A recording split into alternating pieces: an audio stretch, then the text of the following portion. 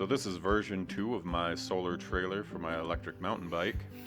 Version 1 was a single panel laying flat on the trailer. Here you can see the output from the charge controller at 53.3 volts and almost 0 amps.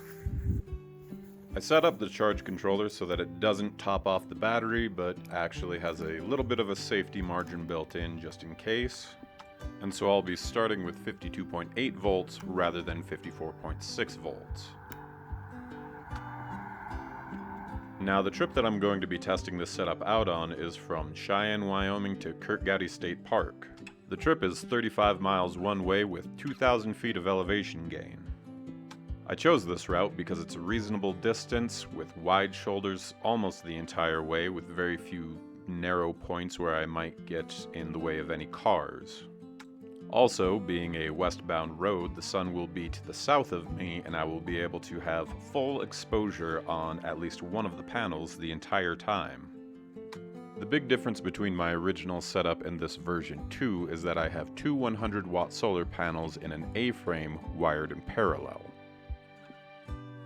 The two solar panels go through the MPPT charge controller and charge the 17 amp hour battery, which then powers the bike.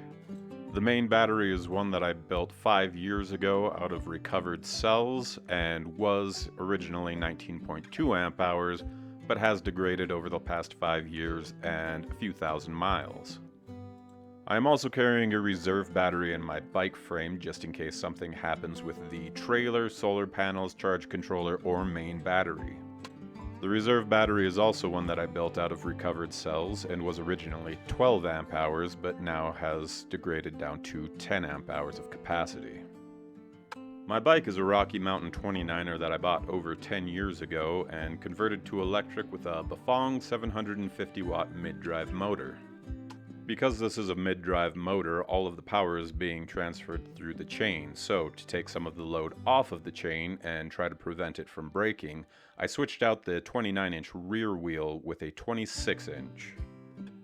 This should help keep my chain intact and reduce the power needed to climb uphill with the solar panels and everything else loaded onto the trailer. The 26-inch wheel is also helpful because I have a 42-tooth chainring on the mid-drive, going back to a 9-speed whose lowest gear is a 36-tooth sprocket.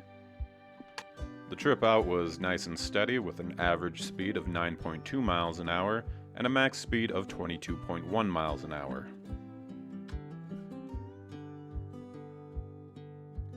My camping setup is simple and easy to pack, and I chose this campsite because I knew it had good sun exposure that I could take advantage of in the morning.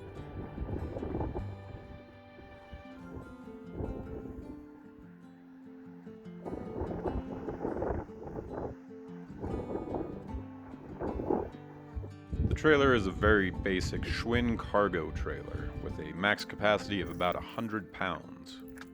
Now, I didn't weigh any of the equipment on the trailer, but I do think that I was getting close to its max weight between the solar panels, the battery, the water, and everything else that I brought to camp. Now, to extend the frame of the trailer and hold the solar panels on, I used some old scrap 2x4 and fencing.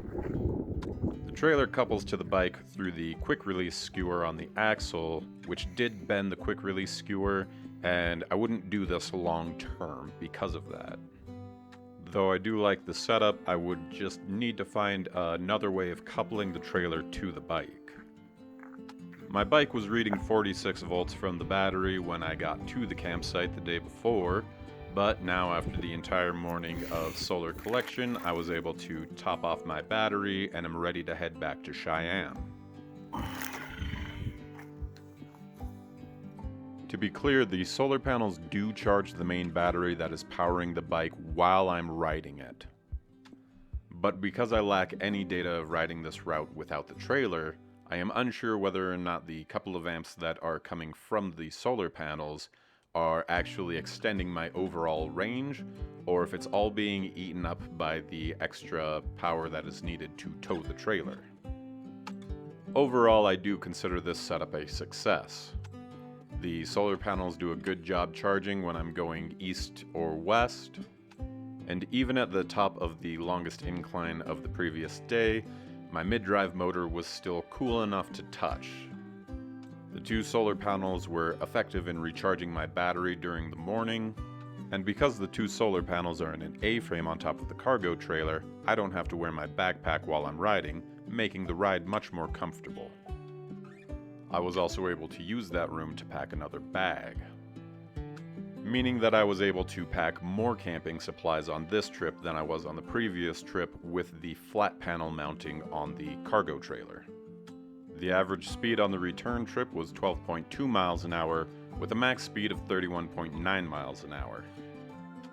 My only real problem with this setup is that it bent my quick release skewer. So the only way that I could make this setup work long term would be to either use a bike with a solid axle or find another way of coupling a trailer to the bike. So for a future version of this project, I am thinking about building a trailer from scratch. One that would service as a fold-out camper and couple to the bike with a ball hitch.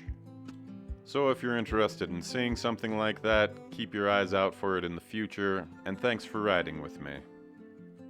And finally, my battery only dropped a little over 2 volts on the return trip going downhill, as opposed to the little over 6 volts that it dropped going uphill on the way out.